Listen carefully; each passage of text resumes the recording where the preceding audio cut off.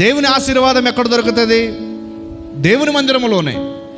దేవుని మందిరము దేవుని ఆశీర్వాదం కొరకు మాత్రమేనా అంటే, దేవుని మందిరములో బహువికమైన, దేవుని మందిరములో చాలా ఎక్కువ, దేవుని మందిరములో దేవుని ఆశీర్వాదానికి మించిన మరెన్నో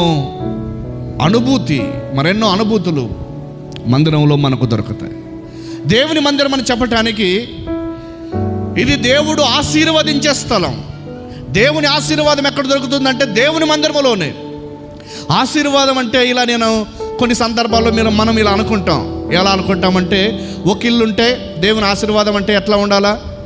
2 ఇళ్ళు కావాలి. ఒక కారు ఉందనుకోండి, దేవుడు ఆశీర్వదించాడంటే ఏమవ్వాలి? 2 కార్లు కావాలి. 4 కార్లు ఉన్నాయనుకోండి, దేవుడు ఆశీర్వదించాడంటే ఏం కావాలి?